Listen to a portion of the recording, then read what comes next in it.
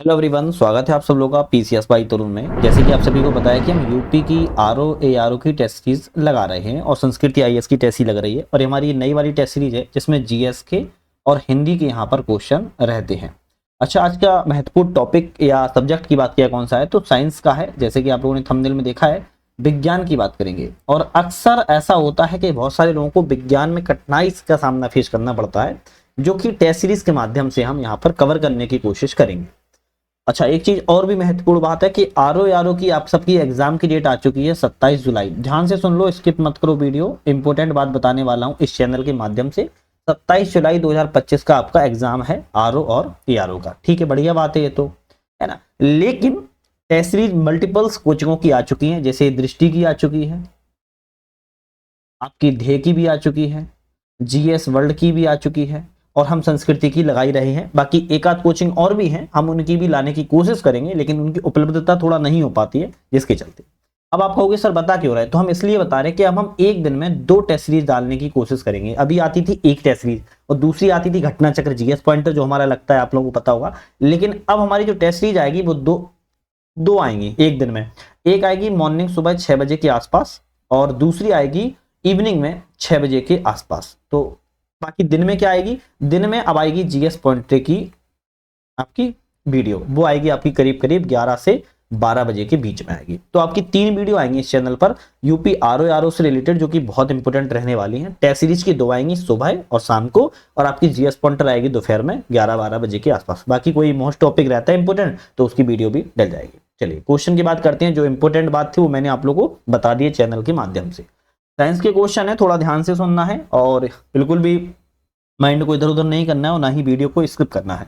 चलिए पहला क्वेश्चन आता है, यांत्रिक तरंग के संदर्भ में निम्नलिखित में से कौन सा कथन सही है और इसमें सही उत्तर बताइए। किसकी बात कर रहा है, यांत्रिक तरंग की बात कर रहा है। जो आपकी मैकेनिकल वेव्स होती हैं उसकी बात की जा रही है। इनमें से कौन सा ऑप्शन सही है, तो इनकी संचरण के लिए जो माध्यम की आवश्यकता होती है, अगर इनका संचरण करना हो तो इनके लिए किसी माध्यम की आवश्यकता होती है। बिल्कुल बात ठीक है, चंद्रमा पर ध्वनि तरंगों का संचरण नहीं होता है। हाँ, आप कहोगे बिल्कुल सही है, क्योंकि वायुमंडल की अनुपस्थिति के कारण ध्वनि तरंगों का जो संचरण है वो संभव चंद्रमा पर नहीं हो पाता है। जहां पर वायुमंडल उपस्थित होता है वहां पर ध्वनि का क्या होता है, संचरण होता रहता है। लेकिन चंद्रमा पर वायुमंडल नहीं है तो इसलिए क्या होता है, वहां पर संचरण नहीं होता है। आपके दोनों ऑप्शन सही है, तो हम डी वाले पे टिक लगाएंगे। नेक्स्ट क्वेश्चन आता है कि निम्नलिखित में से अभिकथन और कारण है, इनमें से बताइए कौन सा कूट आपका सही है। देखते हैं।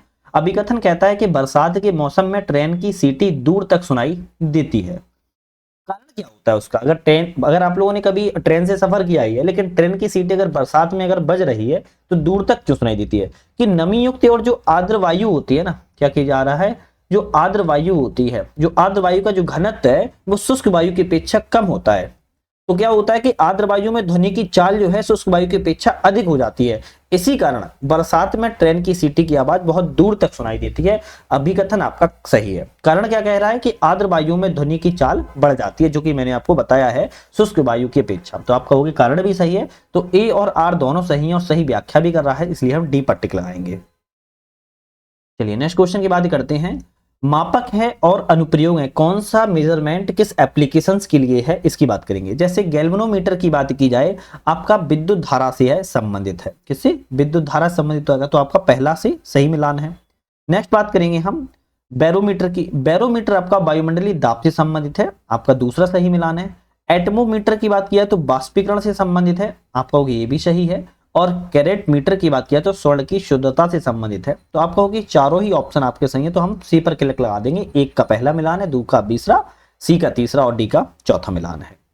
नेक्स्ट क्वेश्चन तरफ बढ़ेंगे। अवतल दर्पण का उपयोग किया जाता है। देखो अभी तक आप लोगों ने चैनल को सब्सक्राइब लाइक शेयर नहीं किया है ना, और मोटिवेशन आप लोग कैसे दोगे मुझे, चैनल को सब्सक्राइब लाइक शेयर करके ही दोगे, जिससे मुझे मोटिवेशन मिल जाता है। साथ में हमारा ऐप भी आ चुका है जिसका नाम है नट लर्निंग ऐप, डिस्क्रिप्शन में लिंक है, लिंक पर क्लिक करके आप लोग, सबसे बड़ी इंपॉर्टेंट बात है कि खुद से भी ऑनलाइन माध्यम से अगर टेस्ट सीरीज देना हो तो वहां पर आप लोग जाके लगा सकते हो, और करीब करीब वहां पर 150 टेस्ट वहां पर डले हुए हैं, तो आप एक बार जाके जरूर विजिट कर लीजिएगा, वेरी इंपॉर्टेंट है। और मोटिवेशन आप लोग चैनल को सब्सक्राइब लाइक शेयर करिएगा और अच्छा से प्यारा सा कमेंट कर दिया करो जो भी आपको अच्छा लगे। क्वेश्चन की बात करते हैं। अवतल दर्पण का उपयोग किया जाता है, किसके लिए किया जाता है अवतल दर्पण का प्रयोग की बात किया है तो सेविंग दर्पणों के रूप में किया जाता है। बिल्कुल बात ठीक है। सौर भट्टियों में किया जाता है, अब सौर भट्टियों में की जाता है, बिल्कुल बात ठीक है, सौर भट्टियों में भी की जाता है, वाहनों के पश्च दृश्य दर्पण के रूप में किया जाता है, ये गलत हो जाएगा। वाहनों के पश्च जो आपके दर्पण होता है उसमें नहीं किया जाता है, ठीक है। तो उत्तल दर्पण का प्रयोग, वाहनों के जो पश्चल माने उत्तल दर्पण का प्रयोग किया जाता है, आपको ये भी पता होना चाहिए कि आपको यही नहीं पता है, वाहनों में जो उत्तल दर्पण होता है उसका प्रयोग किया जाता है, ना कि आपके अवतल दर्पण का। तो तीसरा वाला गलत है और सही कौन सा है, पहला और दूसरा आप लगाएंगे ए वाले पे क्लिक।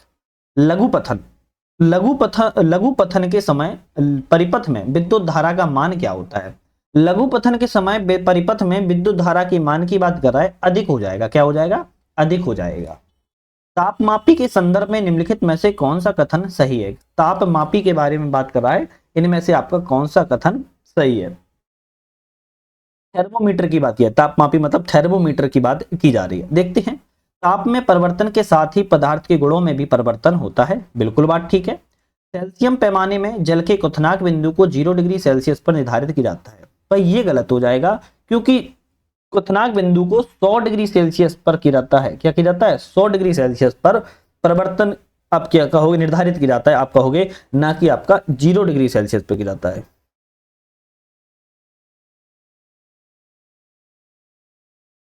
ठीक है, तो आपका दूसरा गलत है, तो आप केवल एक सही है, तो आप सी वाले पे क्लिक करेंगे। नीचे दिए गए अभिकथन और कारण है, इनमें से अभिकथन और कारण देखते हैं कौन सा सही है। सर्दियों में लकड़ी की अपेक्षा लोहे को छूने पर अधिक ठंडा महसूस होता है। अब आप महसूस करोगे, लकड़ी को छूओगे ना थोड़ा सा गर्म महसूस होगा, लेकिन लोहे को छूने पर अधिक ठंडा महसूस होता है, बिल्कुल बात ठीक है। लोहा ऊष्मा का कुचालक होता है। अब देखो थोड़ा से भी पढ़ा है तो आप समझ पाओगे भाई ये गलत लिखा है, क्या लिखा है, ये गलत लिखा है ना। अब क्यों गलत है, इसका आंसर आप मुझे बताइएगा, गलत क्यों है आप मुझे बताइएगा, छोटा सा ही क्वेश्चन है, आप मुझे बताओ कि गलत क्यों लिखा है। अभिकथन आपका ए सही है, तो हम कहेंगे ए वाला आपका सही है, किंतु आर वाला गलत है, और गलत क्यों है उसका आंसर आप लोग मुझे कमेंट में दीजिएगा, जल्दी दीजिए। चलिए नेक्स्ट बात करेंगे, पृथ्वी का सूर्य की ओर परिक्रमण के निम्नलिखित में से किससे संबंधित है? पृथ्वी का सूर्य के चारों ओर परिक्रमण किससे संबंधित होता है? घूर्णन गति से, आवर्त गति से, दोलन गति से, प्रक्षेप गति से। आप बोलोगे आवर्त गति से, किससे? आवर्त गति से जो पृथ्वी का घूर्णन होता है वो आपका संबंधित होता है। निम्नलिखित में से कौन सा एक न्यूटन की गति के प्रथम नियम से संबंधित नहीं है? न्यूटन की गति से संबंधित नहीं है, इनमें से कौन सा नहीं, उसको ढूंढना पड़ेगा। पेड़ को हिलाने से उसके फलों का टूटकर गिरना, ये तो न्यूटन की गति से संबंधित है। चलती हुई गाड़ी के अचानक रुकने पर उसमें बैठे यात्रियों का आगे की ओर झुकना, ये भी न्यूटन गति से संबंधित है। कंबल को डंडे से पीटने पर धूल के कणों का नीचे गिर जाना, ये भी आपका न्यूटन गति से संबंधित है। ऊंचाई से कूदने पर चोट लगना, ये न्यूटन की गति से संबंधित नहीं है, इसलिए डी वाला ऑप्शन गलत है, वो भी सही हो जाएगा। चलिए नेक्स्ट बात करते हैं हम यहाँ पर, जब कोई वस्तु ऊपर से मुक्त रूप से छोड़ी जाती है वह गुरुत्व के कारण पृथ्वी की ओर गिरने लगती है। जैसे जैसे वस्तु पृथ्वी के निकट आती है उसका वेग क्या होता है, घट जाता है, बढ़ जाता है, अपरिवर्तित रहता है, यानी में से कोई नहीं।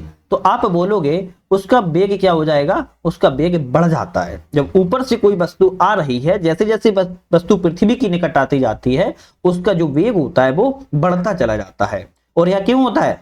ग्रेविटेशनल कारण होता है, ग्रेविटी के कारण होता है। नेक्स्ट क्वेश्चन आता है कि अभिकथन और कारण है, अभिकथन कारण में से कौन सा सही है? ताप में वृद्धि के साथ अर्धचालकों में विद्युत की चालकता बढ़ जाती है, क्या ये सही है? हाँ ये सही है। कारण बता रहा है कि ताप बढ़ने पर अधिक संख्या में इलेक्ट्रॉन संयोजक बैंड में चले जाते हैं, तो भाई ये गलत हो जाएगा, है ना, ये आपका गलत हो जाएगा। इसलिए आपका इसमें से कौन होगा, ए वाला सही होगा, तो हम कहेंगे ए सही है, आर आपका गलत है, सी वाले पे टिक लगाएंगे। नेक्स्ट क्वेश्चन तो पढ़ते हैं, लैक्लांसे सेल के संदर्भ में विचार कीजिए, इनमें से कौन सा कथन सही है लैक्लांसे के बारे में, इसके बारे में बताइए। देखते हैं, यह एक संचायक सेल है। अब ये संचायक सेल होती है क्या? गलत लिखा है, सीधी सी बात है, गलत लिखा है। क्यों? क्योंकि प्राथमिक जो बैटरी होती हैं उनमें अभिक्रिया केवल एक बार होती है। कितनी बार होती है? एक बार होती है। और कुछ समय तक प्रयोग होने के बाद बैटरी जो होती है निष्क्रिय हो जाती है, तो पुनः प्रयोग में लाई नहीं जा सकती है, तो यह संचायक सेल नहीं होती है। दूसरा कथन कहता है कि इसका प्रयोग सामान्यतः ट्रांसजेंडरों और घड़ियों में किया जाता है। जो ट्रांसजेंडर होता है उनमें और आपकी घड़ियों में किया जाता है। तो आप कहोगे हाँ ये तो आपका सही है कि इसका प्रयोग इसी में किया जाता है, तो हम कहेंगे डी वाला ऑप्शन यहां पर बिल्कुल सही है। ठीक है, चलिए बात करेंगे नेक्स्ट क्वेश्चन का। किस उत्प्रेरक का प्रयोग वनस्पति तेलों के हाइड्रोजनीकरण में किया जाता है। एक उत्प्रेरक है, उसका प्रयोग किया जाता है वनस्पति तेल और हाइड्रोजनीकरण में, तो किस चीज का? आप कहोगे निकेल का किया जाता है। नेक्स्ट आता है कि निम्नलिखित में से कौन सी कोलाइड के उदाहरण है? कोलाइड के उदाहरण में से कौन कौन से हैं? धूल, बादल, फोम रबर, साबुन का झाग। तो आप यहां पर कहोगे कि भाई धूल, फोम रबर, बादल और साबुन का झाग सभी आपके कोलाइड के उदाहरण हैं। हम डी वाले पे टिक लगाएंगे, इस पर डी वाले पे टिक लगाएंगे, ध्यान रखिएगा। नेक्स्ट आता है कि एक तरफ धातु है और एक तरफ है शोधन पद्धति। कौन सी धातु की शोधन पद्धति से प्रयोग में की जाती है? जैसे बात करेंगे अगर हम यहाँ पर कितने युगों में सही सुमेलित हैं उसकी बात कर रहा है। जिंक आशवन, बिल्कुल ठीक है। टिन द्रव गलन परिष्करण, ये भी सही है। तांबा विद्युत अपघटनी, ये भी सही है। जर्मेनियम मंडल परिष्करण। तो आप यहां पर कहोगे ए वाला सही है, क्योंकि चारों ऑप्शन आपके सही मिले हुए हैं। नेक्स्ट क्वेश्चन आता है अभिकथन और कारण है। अभिकथन और कारण में देखना है अमोनिया लुईस क्षारक की तरह व्यवहार करता है। किसकी तरह? अमोनिया जो होता है वो लुईस क्षारक की तरह व्यवहार करता है, बिल्कुल ठीक है। कारण कहा जा रहा है कि अमोनिया में नाइट्रोजन परमाणु पर एक एकाकी इलेक्ट्रॉन युगल उपस्थित होता है। तो आप कहोगे हाँ ये भी सही है, तो आप ए पे टिक लगाएंगे। हम दोनों कथन सही हैं और व्याख्या भी सही करता है। लाल फास्फोरस के संदर्भ में निम्नलिखित में से कौन सा कथन सही नहीं है? सही नहीं मतलब गलत है। इनमें से लाल फास्फोरस के बारे में कौन सा कथन गलत है उसकी बात करेंगे। यह एक गंधहीन और अविशैला होता है। आप कहोगे बिल्कुल ठीक है। जल में यह अविलेय होता है, ये भी सही है। अंधेरे में चमकता है, क्या ये अंधेरे में चमकता है? नहीं, अंधेरे में यह नहीं चमकता है। इसकी चमक लोहे जैसी धूसर होती है। तो आप कहोगे हाँ ये भी सही है। सी वाला ऑप्शन आपका यहाँ पर गलत है, ध्यान रखिएगा, ठीक है। नेक्स्ट आता है इन निम्नलिखित में से कौन से एथेनॉल से प्रभावित होते हैं? एथेनॉल से प्रभावित कौन कौन से होते हैं? तंत्रिका तंत्र, निर्णय क्षमता, श्वसन क्रिया, सूंघने की क्षमता। तो आप यहां पर कौन सा ऑप्शन कहोगे? आप कहोगे तंत्रिका तंत्र, निर्णय क्षमता और श्वसन क्रिया। आपकी तीनों चीजें आपके एथेनॉल से प्रभावित होती हैं। सूंघने की क्षमता से इसमें कोई संबंधित नहीं है। चलिए नेक्स्ट क्वेश्चन देखते हैं। निम्नलिखित में से कौन सा युग्म सही है? सही पूछा है, कौन सा है बात कर लेते हैं। यहाँ पर हम जो यहाँ पर दिख रहा है जिंक फॉस्फाइड, जिंक फॉस्फाइड चूहे के विष से संबंधित होता है।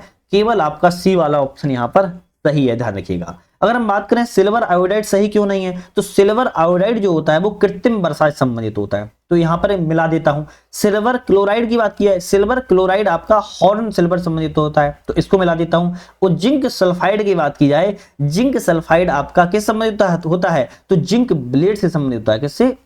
जिंक ब्लेड से संबंधित होता है। तो आपको ये ध्यान रखना है, ठीक है। चलिए बात करेंगे नेक्स्ट क्वेश्चन की। हम एक तरफ धातु है और एक तरफ अयस्क है। कौन सा धातु किस अयस्क से संबंधित है? चलिए देखते हैं। जैसे मैग्नीशियम कार्नलाइट, बिल्कुल ठीक है। एल्यूमिनियम बॉक्साइड, ये भी ठीक है। मैग्नीज, आप कहोगे मैग्नीज क्या होगा? पाइरोलुसाइट, ये भी ठीक है। सोना सिल्वेनाइट, तो ये भी सही। तो यहां पर कौन सा मिला हुआ है? ए ऑप्शन आपका यहां पर सही मिला है। नेक्स्ट आता है अभिकथन और कारण है। इनमें से कौन सा सही है उसकी बात करते हैं। माइटोकॉन्ड्रिया को मानव शरीर का ऊर्जा ग्रह कहा जाता है। ऊर्जा ग्रह मतलब पावर हाउस कहा जाता है, पढ़ा होगा आप लोगों ने, है ना। पावर हाउस कहा जाता है माइटोकॉन्ड्रिया को, बिल्कुल बात ठीक लिखा है। कारण है कि जीवन के लिए आवश्यक विभिन्न रासायनिक क्रियाओं को करने के लिए एडिनोसिन और ट्राइफॉस्फेट के रूप में ऊर्जा को प्रदान करता है। आप कहोगे हाँ ये भी सही कथन है, हम ए पे टिक लगा देंगे क्योंकि दोनों कथन आपके यहाँ पर सही है। नेक्स्ट आता है कि निम्नलिखित कथनों पर विचार कीजिए, इनमें से कौन सा कथन सही है, देख लेते हैं। प्लास्टिक दोहरी झिल्ली वाले अंगक होते हैं जो पादपों और सजीवों की कोशिका में पाए जाते हैं, गलत लिखा है।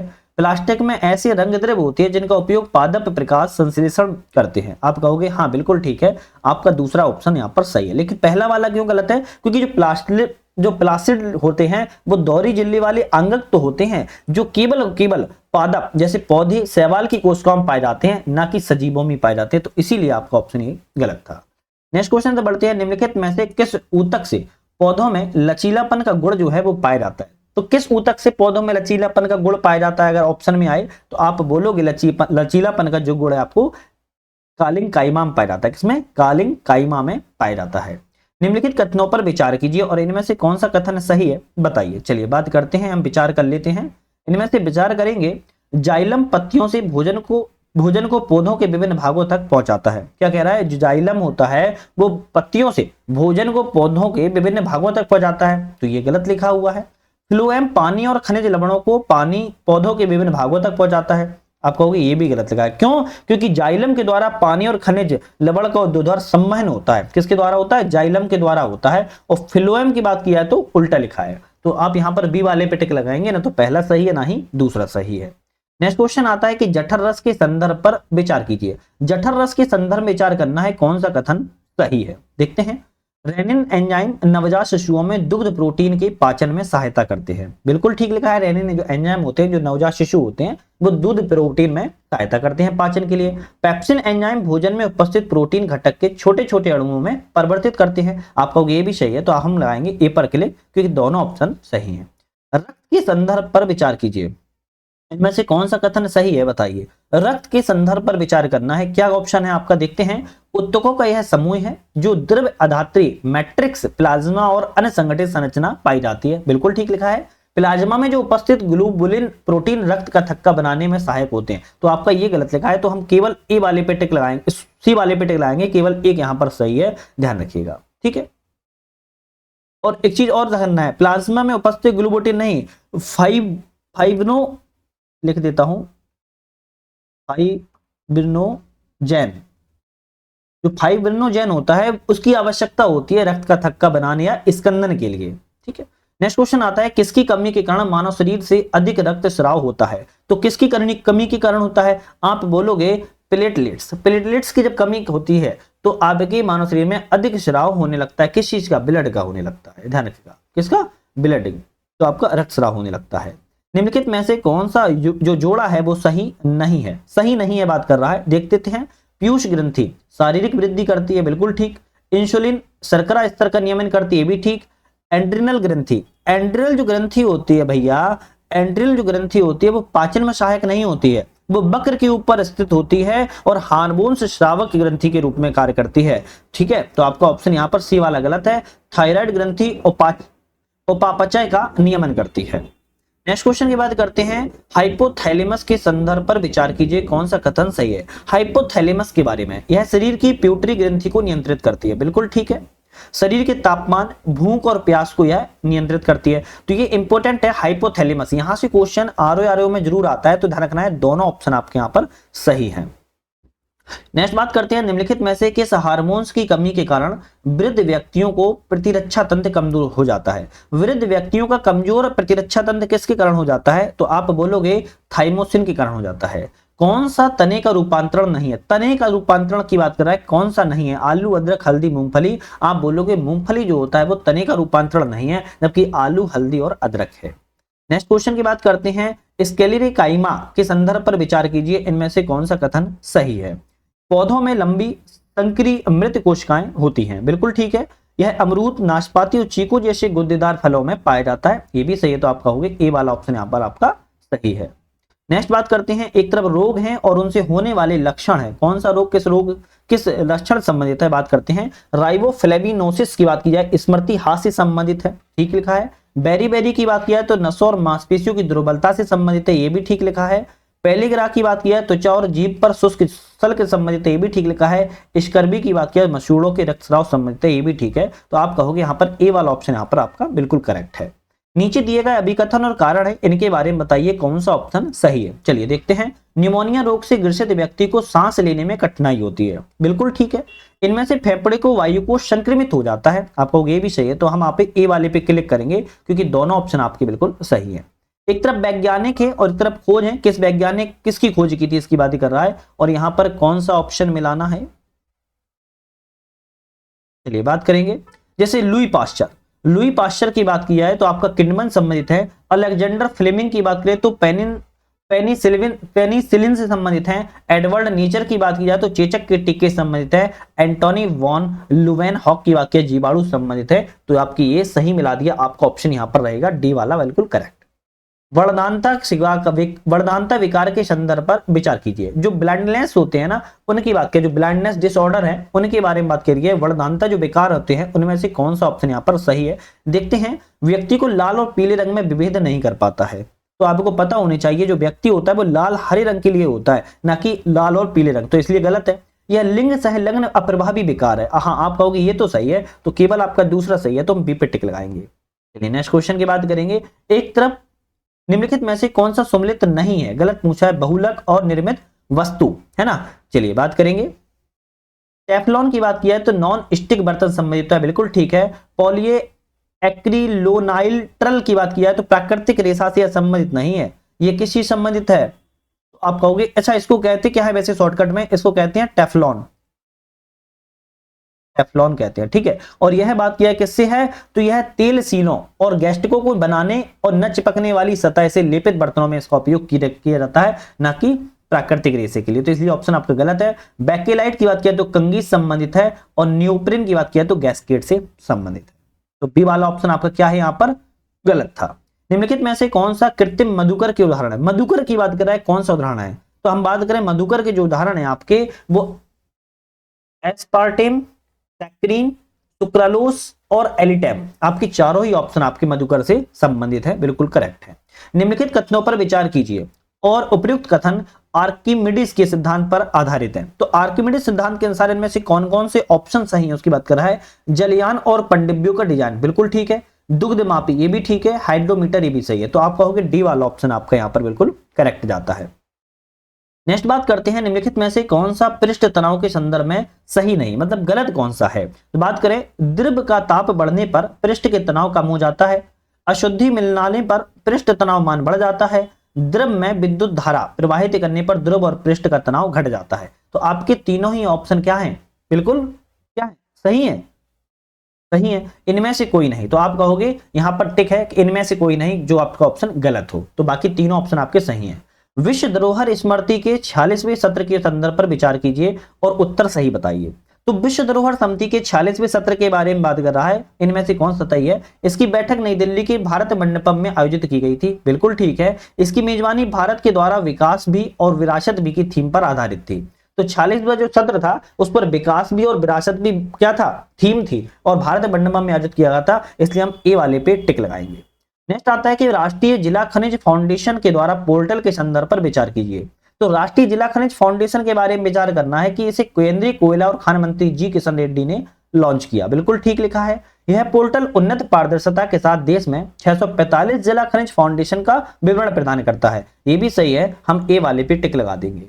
नेक्स्ट क्वेश्चन की बात करते हैं, निम्नलिखित में से किस दिन को केंद्र सरकार ने संविधान हत्या दिवस के रूप में मनाने का फैसला लिया है? संविधान हत्या दिवस के रूप में सेंट्रल गवर्नमेंट डिसाइडेड टू संविधान हत्या दिवस, इंग्लिश में भी यही लिखा है संविधान हत्या दिवस। तो हम कहेंगे 25 जून को संविधान हत्या दिवस के रूप में मनाने का घोषणा जो है वो ली गई है। 10 जुलाई 2024 को कौन से राज्य की बागवानी सर्वश्रेष्ठ राज्य पुरस्कार 2024 से सम्मानित किया गया है? आप बोलोगे नागालैंड को किया गया है। अभिकथन और कारण है, अभिकथन और कारण में कौन सा सही उसको देख लेते हैं। अभिकथन कहता है कि 9 जुलाई 2024 में प्रधानमंत्री नरेंद्र मोदी को रूस के सर्वोच्च सम्मान order of saint Andrew the apostle से सम्मानित किया गया है। क्या सही है? हाँ बिल्कुल ठीक है। इस सम्मान की घोषणा पर 2022 में की गई थी। तो भाई देखो सीधी सी बात है, अभी 2024 लिखा है तो 2022 पढ़ने में थोड़ा सा ही मिस्टेक किया तो गलत हो जाएगा, इसलिए कारण तो गलत है, हम डी पे लेकर आएंगे, ए सही है आपका, आर गलत है।